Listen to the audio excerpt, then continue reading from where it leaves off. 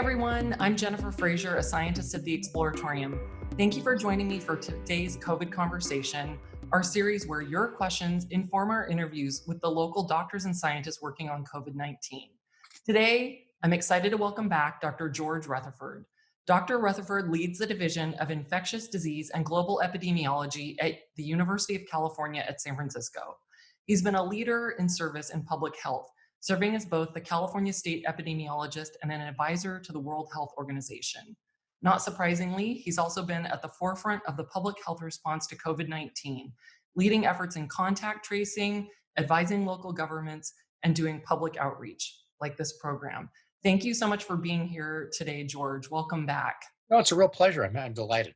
Oh, well, thanks. And I know how busy you are with all the efforts I just described, and it has been a long time since we talked in May, or at least it seems like a long time ago, and I appreciate you coming back to sort of go over some of the most relevant data with our audiences. And the topic we're going to jump right into, which I think is on a lot of people's minds with back to school coming up, is kids. So there's been a lot of data coming in, especially in the last few weeks, on how kids may be carrying and transmitting the coronavirus. A lot of different studies coming in, and I think a summary or your take on what we now know about the role children may play. Yeah. So the epidemiologic observation is that there are many fewer children infected than there are adults, and the adolescents are sort of transitional. Young children, very few, so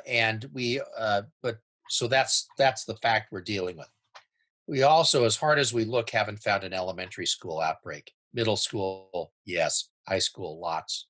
Elementary school, no. The physiologic, so that's the epidemiologic panorama. Yeah, by that, just to make sure, so you're saying what you're observing right, as far as illness. Yeah. And I'll come back to the summer camp in Georgia. Don't worry. Okay, yeah, I'm curious. The other things that, there's a physiologic issue here, which is that the receptor that the virus binds to. So you have this receptor that sits on epithelial cells, more in your nose, fewer down deep in your respiratory tree, way out at the distal ends by the alveoli. It goes down in density. Overall, children have about half the density of these receptors that adults do. And by children, I mean under 10.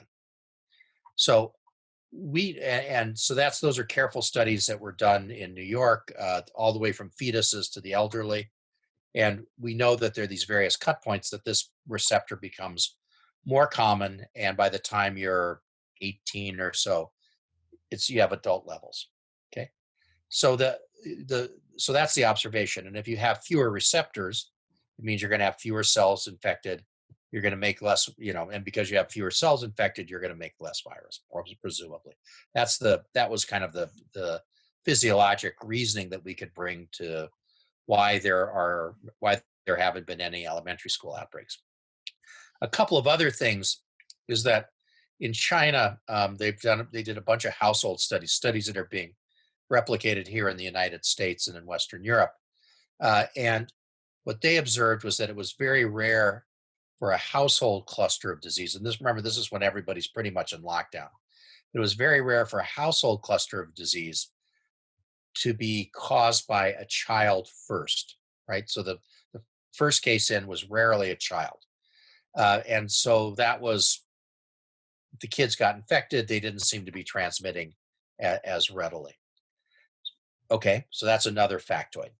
Then we have data from outbreaks in France and Australia, where they mostly involved high school students, and it was very rare to have an elementary school child involved, and most of those had infected family members.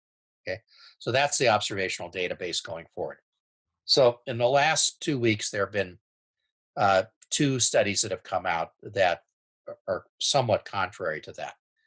The first is a study, it was a description of an outbreak at a sleepaway camp in Georgia. And in that outbreak, there were, and I don't remember if it's boys or girls, or if it's just girls, but there was singing involved, so I assumed it was mostly girls. George. Yeah. Don't make assumptions. Whatever. anyway, so singing and cheering. So the it turns out that of the 6 to 10-year-olds at the camp, 51% became infected.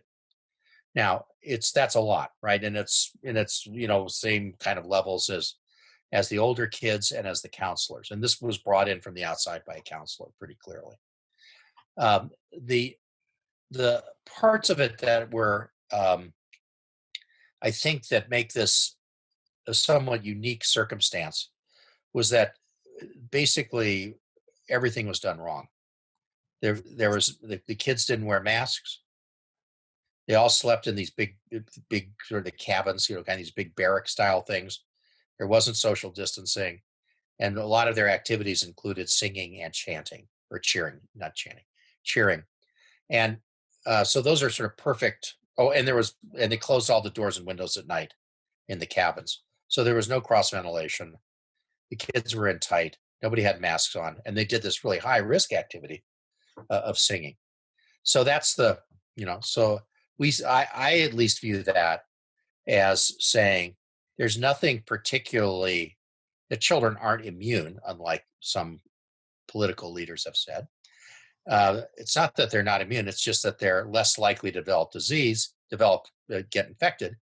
But if you bring the circumstances together, you can overcome that tendency to be less likely to be infected. So that's one study. A second study done in Chicago went back and looked at all the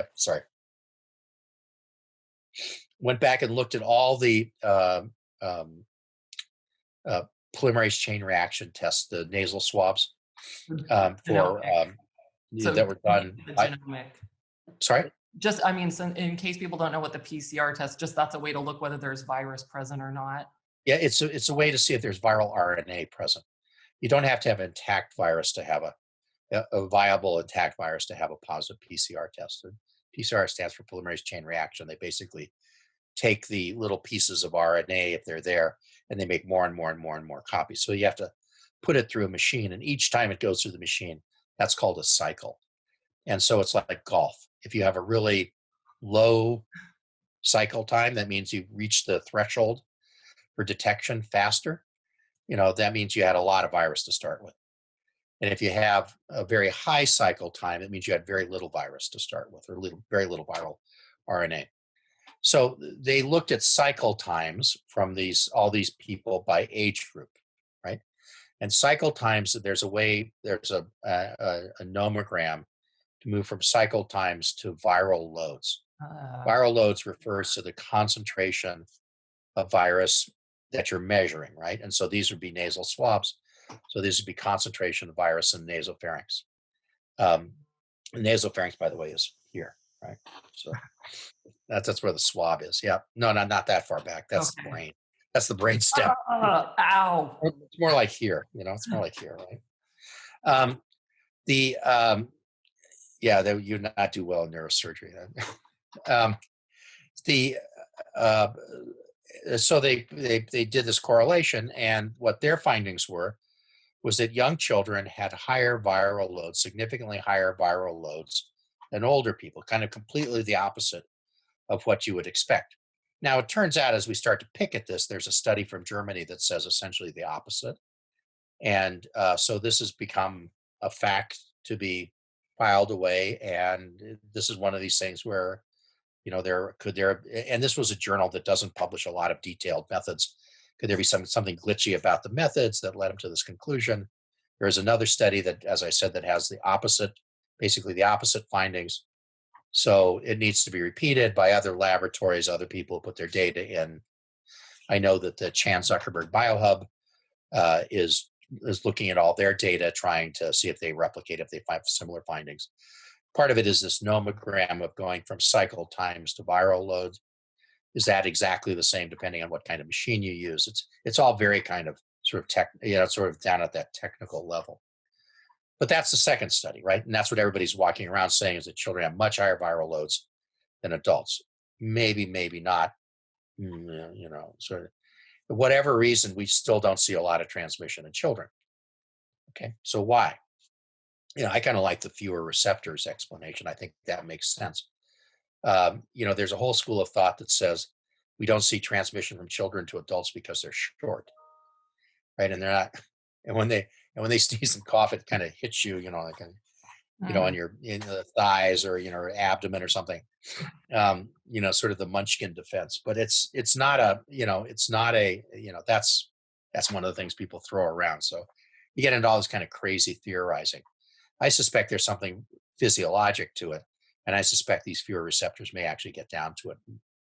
Well, so Bottom line is that we don't see a lot of transmission from children to other children, from children to adults, or yeah, basically, and we don't see a lot of transmission from adults to children either. Now, yes, it can happen. Yes, we have seen it happen, but it doesn't seem to happen at nearly the same frequency as adult to adult transmission. Now, when I say adult, I don't really mean adult. I mean middle school and up, right? Because there okay. are some horrendous middle school outbreaks. Well, so let me see if I understand, because I think, especially some of the things that I've been reading lately, it made it sound like, especially based on that study in South Korea and a few other diagrams that have been put up, that there was children were carrying the virus, children were transmitting among each other, and that especially, someone over 10 or 12 could definitely be transmitting the virus. But from what you're saying, it sounds like some of the studies may be problematic. The Georgia case might be, sort of the worst of all scenarios. But Yeah. I mean, really, if you're thinking, can children carry and transmit the virus? Is it that older teens maybe and younger kids not really? I mean, is that sort of where we stand right now? Older teens, absolutely. Younger kids, not nearly as much. And Okay. it's not a yes no question. They do carry the virus, they can transmit it, and they can be infected. They're more likely to be asymptomatic. They're more likely not to develop symptoms, but still, they can get it, right? And that's the bottom line. They just don't seem to get it very frequently, and they don't seem to transmit it to adults very frequently, which is the kind of the key for schools. And Right. as I think about schools, I think you have to take a page out of hospital infection control, right? You want to have the potentially exposed population as small as possible, right? So, and you want to be able to implement all your precautions. So, if you take an average size classroom, and let's say, and if you're going to have everybody sit 6 feet apart, for some inexplicable reason, the American Academy of Pediatrics says 3 feet, but who the hell knows where that came from? If you're going to have everybody sit 6 feet apart, that means it's half the class size, right? So if you go from a class of 30 to a class of 15, okay, 15 seems to be kind of a nice magic number. And it would be better if it were smaller, but then you run into all sorts of logistics. And I think for elementary school, you can work out a morning afternoon schedule like when we were in kindergarten, unless you went to all day kindergarten. Um, and so you basically, so there's no eating at the school, right? There's no shared lunch where the groups cross over, and you get the morning group, you get an hour to clean the classroom, you get an afternoon group. Well, Okay. so it sounds like, I mean, actually, what you're saying in this interview sort of counters a lot of what I feel like has been this momentum around, oh, kids, they carry it, kids, they transmit it, oh, we can't open schools. And you're saying, okay, yes, they can carry, they can transmit, younger kids, not as much. Maybe the older kids we do think of as adults, but if we have this sort of more of a cohort model, or separating kids by like times of day or days with a lot of like cleaning and not a lot of taking off Yeah. masks and cheering or singing, whether you're a girl, boy, or non-binary, then you might be okay. Yeah. Yeah. And forget singing. Okay. Just forget Okay, it. no singing, thank No, goodness. no, you no, my know country, 'tis of thee to start the school day. None of that stuff, right? oh darn. Yeah. You know how much I love to sing, George. I'm really bummed. The the problem. So yeah, I think you're right, and it's not that, as I said, it's not. Young children are much less likely to be infected, and they're much less likely to transmit. Okay, it's not a little bit of a difference; it's a big difference, Okay, and the cutoff is around 10 now. Who's 10? What grade are you in? Third grade, fourth grade, whatever. might be fourth. I should know Yeah, this. yeah, something like that. This is where you have to call up the principal and ask. Yeah. Um, so I think it's K through 3 is a completely different kettle of fish. It's Right. like pre-K or TK or whatever they call it now. That's workable, right? I Right. think you could work that out as long as you have small numbers. Now, if Okay. any one of those kids gets infected, that group gets quarantined, Right. right? And that's the idea of the kind of this quarantine pod, or Right. pod also makes them sound like a pack of killer whales. So I'm always a little hesitant to use it, but that's the idea, is that if somebody gets infected in that group, then they get isolated. The teacher gets isolated. Okay. Right. Um, and I think everybody has to wear masks. The state issued new guidance earlier this week that basically said you didn't have to wear masks until I think it was third grade, which I think is, just make them do it. And Yeah. yeah, they're not going to be able. A bunch of them aren't going to be able to do it, but it's. I have a picture of my granddaughter who's 2 with a Oh, mask on. She's trying to pull it off, and she looks like she's going to amputate her ear, from the strap. So you well, know, no, I we mean, will be sewing ears back on in the emergency departments, but oh God. I don't think that's uh, I think younger kids are going to have a real hard time doing it. Clearly, Well, if you're under 2, it's a suffocation risk. So just forget it. okay, so Okay, under 2, no masks, but 2 you to 5, whatever. try to get the masks on. But don't make a federal case out of it. 5 and over, 5 to 8, it's going to be a little tougher. It's going to be probably somewhat easier, and others have been able to do it. But by the time they're 8, forget it. They have to wear masks. No screwing around.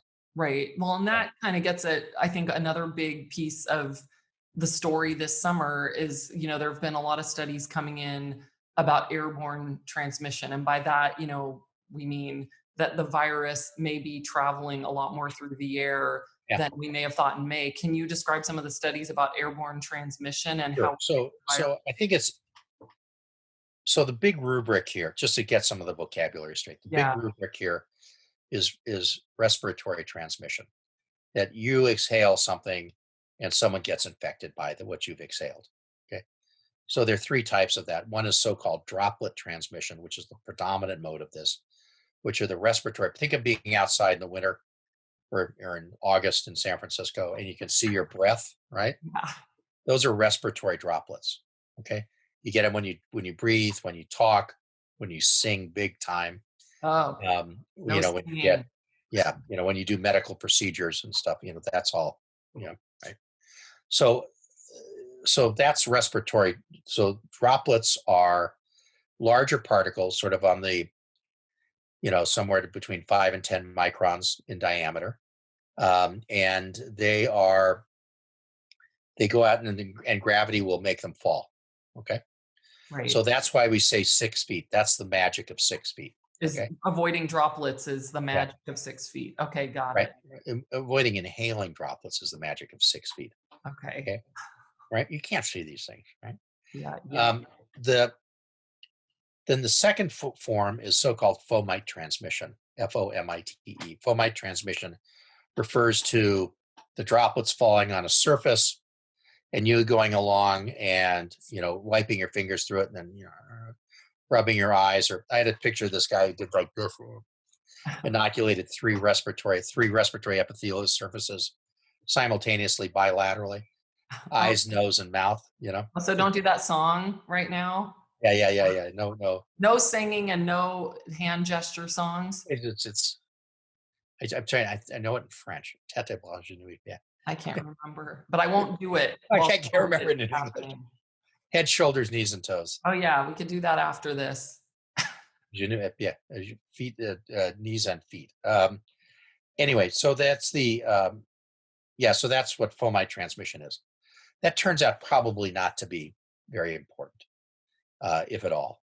There's a lot of consideration that might have been the one of the reasons that so many people got infected on the cruise ships, until it found out that they had the infected stewards bringing them food in their rooms every day, and coughing and sneezing on everybody. Um, okay, so I mean, yeah, if you're on Muni or BART, and you see somebody who's visibly sick, and is coughing and sneezing their hands, and grabs the pole, it's probably not a good idea to grab that pole at the same place. You know, Don't be doing that anyway. if it's glistening, you want nothing to do with it, right? Yeah, so right. And, because you grab it and then you rub your eye or rub your nose and you've inoculated it. That's fomite transmission. Okay. The third thing is so-called aerosol transmission, which sometimes gets called airborne transmission. This refers to respiratory particles that are below 5 microns in Oh, diameter. Okay, really, really small. How is that relative to like a strand of hair, or the width of a human hair, like a lot smaller than the width of a human hair? 1/16. Okay. Oh, thank you. Wow, George, you got the answers. 1/16 of the diameter of a human hair is an aerosol-sized particle. Below that. Okay, Yeah, the okay, 1/16 is sort of a medium-sized droplet. But okay. anyway, I don't know why I know that, but Tiny, really tiny. anyway, uh, these things don't weigh enough to fall to ground, and they can stay up, sort of hung in suspension in the air.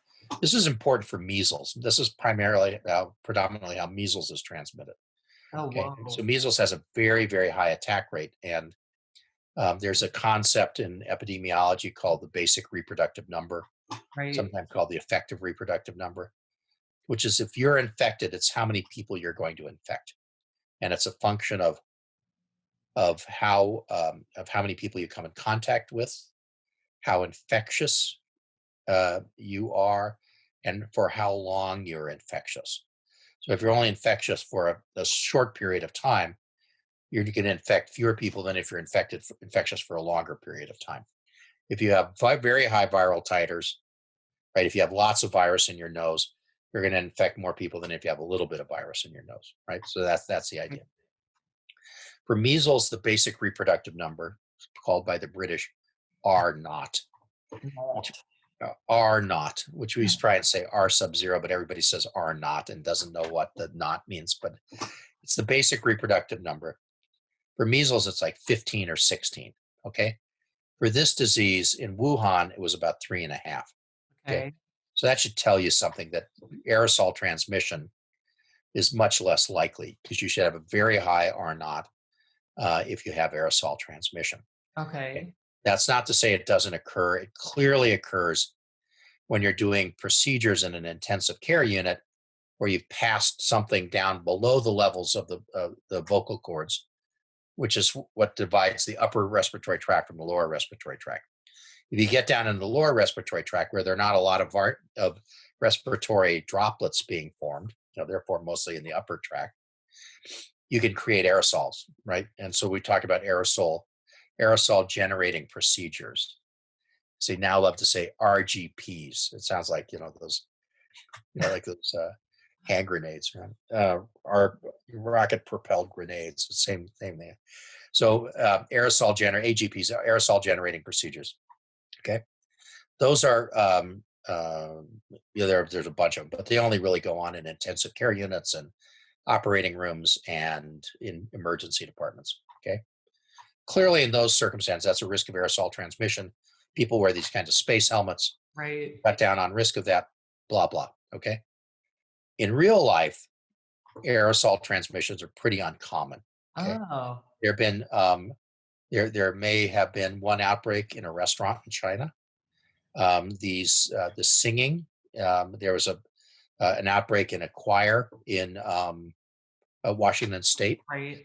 in adults, and that may well have been due to aerosol transmission.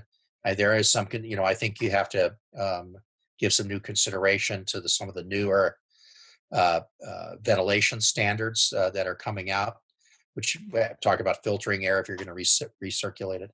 There's a bunch of of sort of modest considerations to take into account, but the bottom line is that we don't observe, and remember, epidemiology is largely an observational science.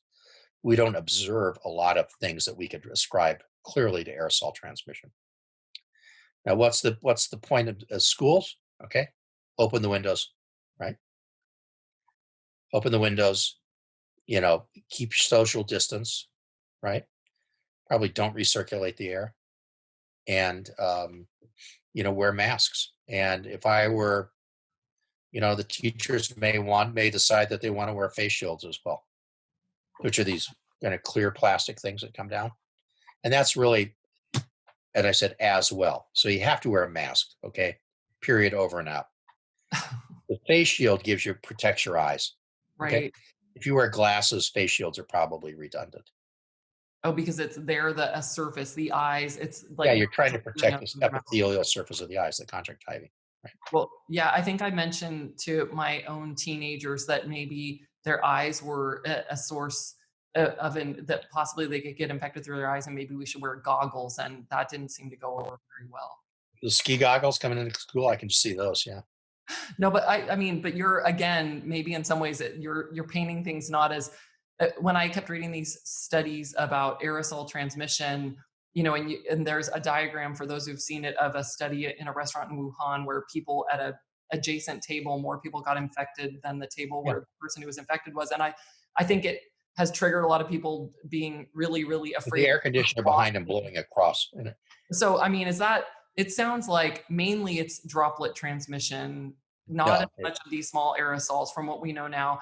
And, Yeah. we did get a lot of questions from people about surfaces like, oh, can toddlers sit on the floor? Can children share materials? You're saying fomite transmission, don't touch it if it glistens. So maybe that is for the toddlers. They need to think carefully. But you're saying really it's like the same story, masks, social distance, and maybe an added thing to really be thinking about is this need for really good ventilation, like not Yeah. recirculating, open windows.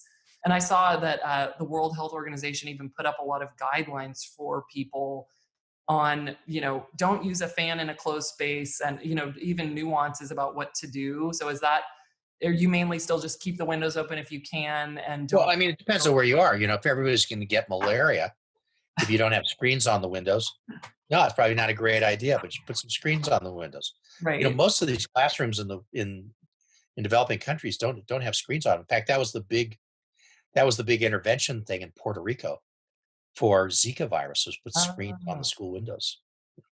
Oh, that's good. Well, I mean, Yeah. but I think in general, it sounds like I think some of the things that are getting portrayed, especially over the last few weeks about, oh, children are carrying and transmitting. Oh, it's in these very small, airborne particles. But you're saying by and large, unless the kids are a lot older, still not Not seeing. yeah, okay, school, forget about it when they're 12 and up. Okay, it's just like Yeah.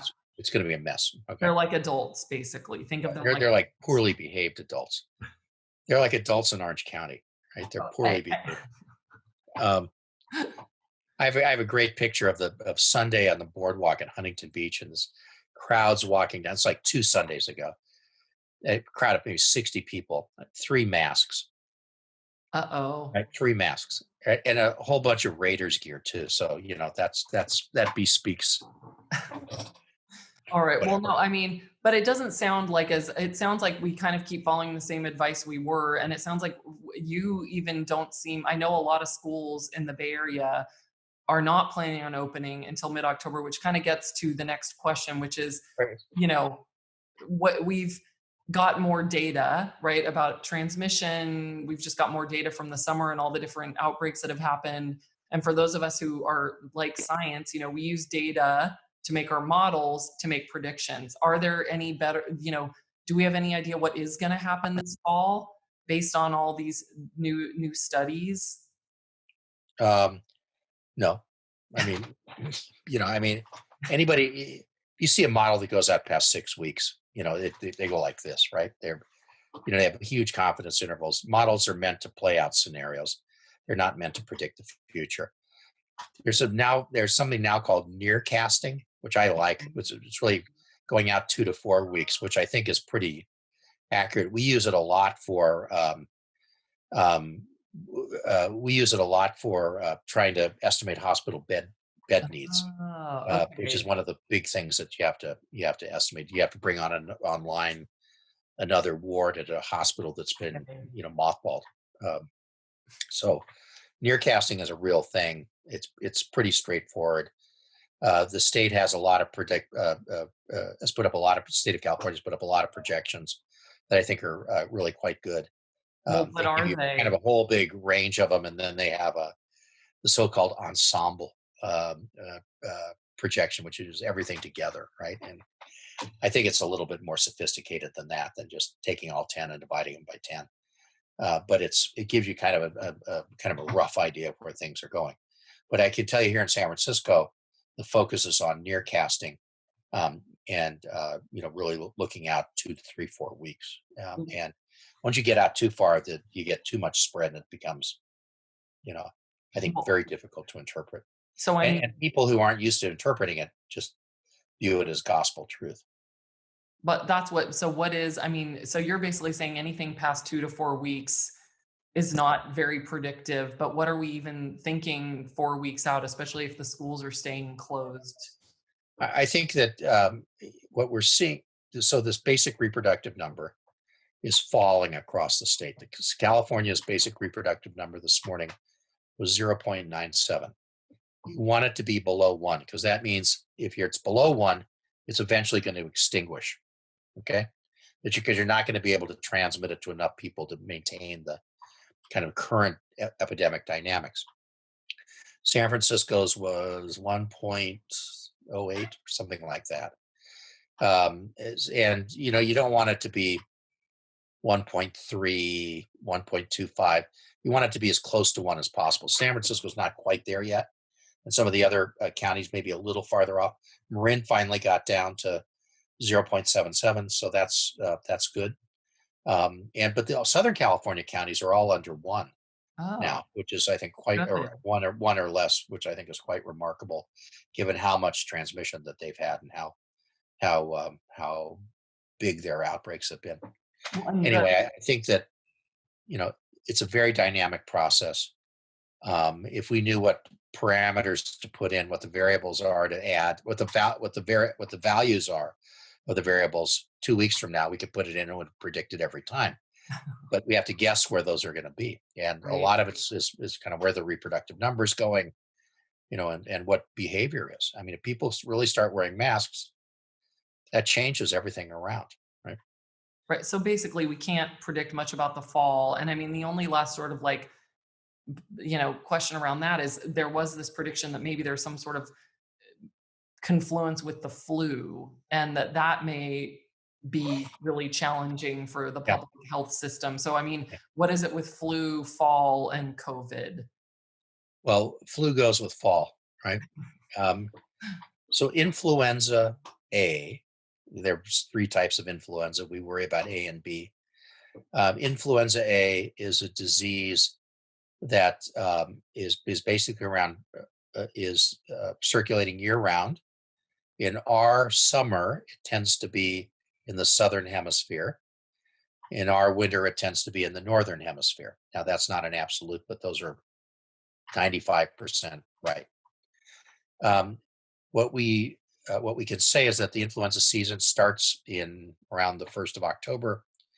By November, December, you're starting to see pretty widespread transmission, and it gets, and then kind of what happens after that is depends on the strain and whether people have gotten flu shots or and a bunch of other stuff, right? Right.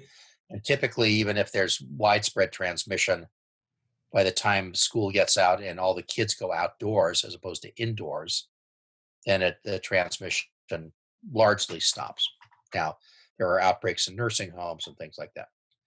So the deal with influenza just has no relationship to COVID whatsoever, except that it causes similar symptoms, and Uh, it causes symptoms of similar severity. So so while yes, COVID has about a 10 times higher fatality risk than influenza, you're about as likely to end up sick in the hospital with influenza as you are with COVID. And uh, the trick is, the point is that influenza is a preventable disease, and it's also a treatable disease because we have good antiviral drugs, right? right. So what we want people to, we don't want to put up with a wave of influenza and a wave of COVID, unrelated to each other, but Okay. similar symptoms, all crushing the Right. ED, crushing the wards, crushing the ICUs at the Right. same time. So Okay. we'd like to separate influenza out and try and prevent as much as possible through influenza immunizations. Far from perfect, but they could cut the rate in half, Oh, which would wow. be plenty, right? Okay, so it's not so much about a confluence of the two, it's about making sure that there's not a strain on the resources of the Right, hospitals. Got right, it. right, right, right, right. Okay. Well, no, all of this, you've already, like, I think over the summer, airborne transmission. What about kids? What's happening in the fall? And I feel like you've helped parse a lot of the most relevant questions. And I'm wondering, you know, before you get back to all of your many duties with contact tracing and advising public officials, you'd be willing to do a speed round, which was our most Sure. Can I popular. add one more thing about kids, though? Oh, yeah, of course, please. In Denmark, they blocked off all the streets around the schools and moved all the desks out into the streets. Oh, that's a cool And, idea. and so they're all outdoors. And it turns out, as soon as I started talking about this, somebody said, "Oh, you realize it?" Of course, I had no idea. Is that in New York City during the 1918-1919 influenza pandemic, they never closed their schools, but they moved them all outdoors. Ah, And so they see these pictures of these kids with like three pairs of mittens on, sitting outside, right? And, wow. and Rice University has done something very similar, which is they put up big tents, but with the sides open, and that's where they're doing their big lectures. Oh, so take it Like any, outside, and that might be some way with a mask outside as a way to just it seems like the continuing punchline for the yeah. COVID-19 pandemic. Now, admittedly, it's 115 degrees and 115% humidity in Houston, so it may not be the world's most comfortable place to do this, but no blowers. Just get outside. Right, Outside is right. better than inside. They Masks had a outside. it's ventilation. Remember, I said ventilation. Going outside is ventilation. Right, yes, Um, I get that, so but I get asked about, oh, should we have class outside? And I'm thinking back when I was an undergraduate. I once took a class from Linus Pauling, a oh, double Nobel wow. laureate. At Berkeley? No, are you kidding? Stanford, of course. Oh my god. And and he always wanted to have class outside, and like nobody could pay attention. Even with this guy, it's like, oh, I find it hard, but you get used to it. You get used to it. It's okay. Right. Try not to be distracted. Okay, well that is more useful information about kids, and I think as always the message. I mean, it's less dire than thought, given a lot like the South Korea study analysis of cruise ships. It sounds like at the end of the day, it's still masks 6 feet apart outside or other very very good ventilation, consistent with I think what has been said, especially since we saw you in May. Is that the right Yeah, takeaway? right. All right. Well, then it's time Keep for on this. doing what you're doing. Just do Yeah, it.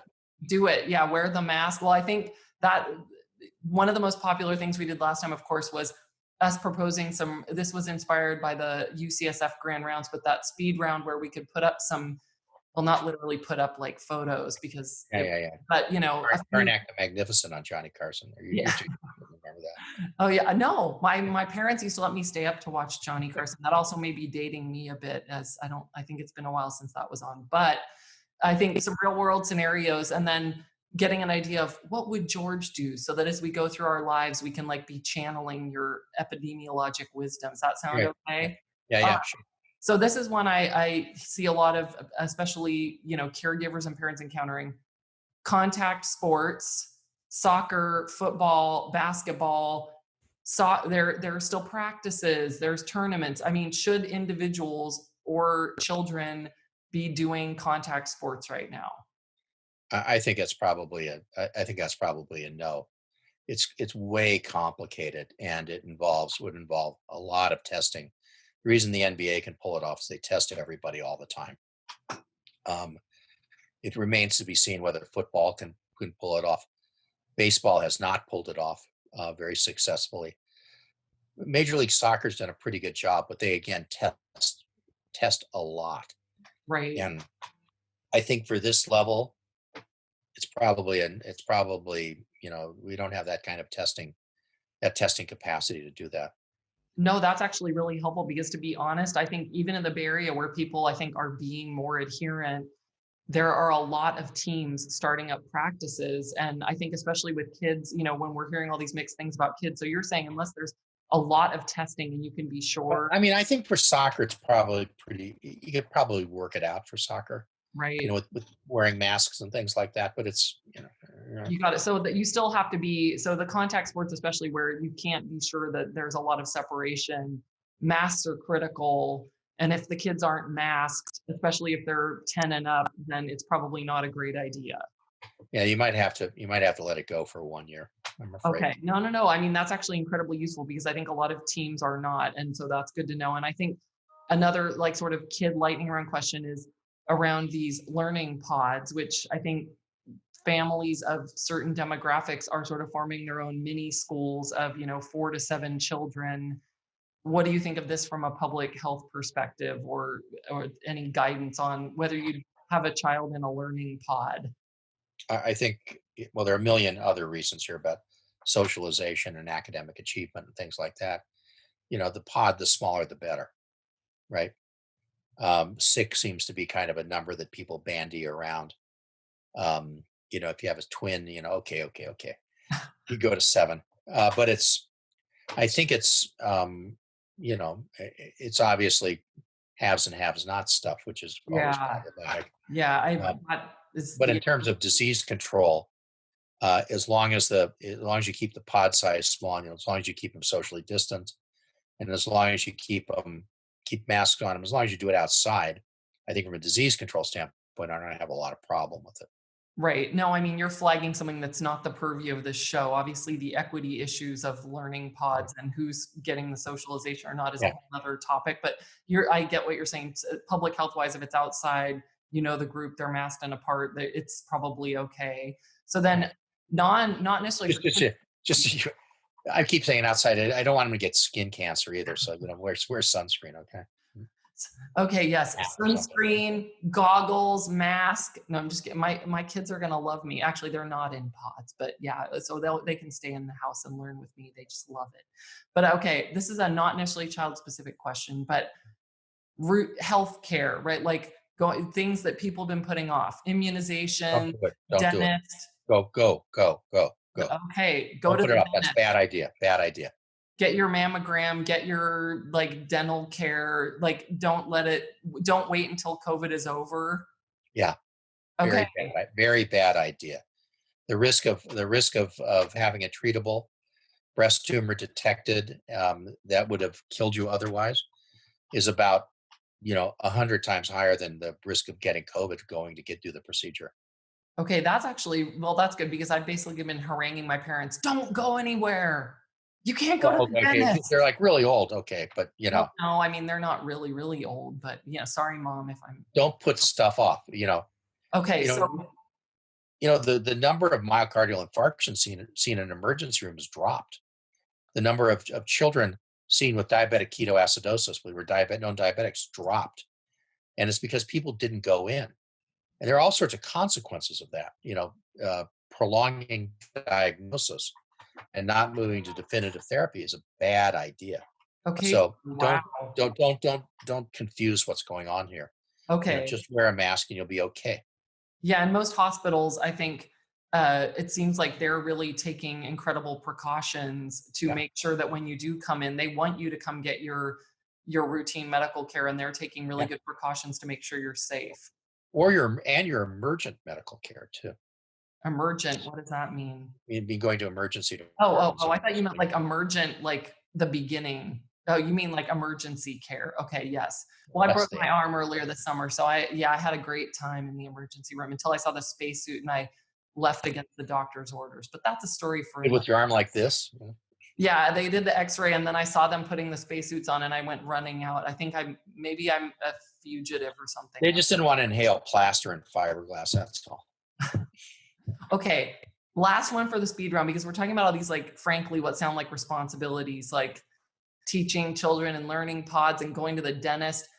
When it gets cold, can we start having, I mean, can everyone's socializing outside right now, Yeah. hopefully safely with masks on. Right. When can we have people in our homes to socialize? Is that still a bad idea? I mean, Yes. I think yeah, keep people out of your house. Well, it's indoors increases the risk of transmission. Right. Remember why we're doing this. 40 to 60% of people have asymptomatic infection. They do not know they're infected. So Right. the only way to make that little problem go away is for them to have masks on. Having masks on cuts down their risk of spreading it. It cuts down your risk of acquiring it. And the other thing, which I don't think people realize, is that if you do acquire it, you acquire a much smaller dose Right. because the masks cut things down. and you get less sick. All right. So you might be able to have somebody. I mean, this is not an issue right now because it's warm. And if you live in the Bay Area when you're watching, August in San Francisco, it's hardly warm. no, It's the coldest month of the year. okay, but it's bearable. It's bearable. But I'm just thinking, when it gets to be like November, December, you're saying it's still not ideal to be having people in your house. Correct. Okay, well okay, so no fun indoor, for those of us who have like rabid feral raccoons all over our yards and have had to like end things early. I guess we just got to keep our social activities to when the crazy alley Hey, animals. come on. Let me tell you something. Raccoons in the West don't have rabies. Oh, well, phew, thanks. That's a huge relief. They're still like not the nicest creatures I've seen, but I hope I'm not offending them. They say the same thing about you, I'm sure. Why does she This have a nice lady bungee feeds us cord? garbage all the time. She was chasing us with a broom. Okay, I don't know. I just don't go out there. I just use a lot of bungee cords. Okay, but on that note, George, I appreciate, I know everything that you've been doing. I mean, we see your name all over the newspapers. I know you're educating thousands of doctors every week through the grand rounds, working with the San Francisco Department of Public Health, contact tracing, and for you to take this much time to help us kind of parse through all the evidence from this summer and think of how to translate it into like what to do about soccer practice, masks, and school has been incredibly helpful. So thank you again. My pleasure. I can't wait till we get to have that party in the tactile dome. Oh, yeah. Okay. Yeah, I'll put that on my list. That sounds pretty good. Yeah. Yeah, But let's talk again when the vaccine comes out. We can sort of run through the pros, no cons. Okay. yeah, okay, that sounds good. Well, George, thank you so much again. We really appreciate you and thank you for all your service to our community. And My be pleasure. well. Thanks. All right. Too. All right, bye.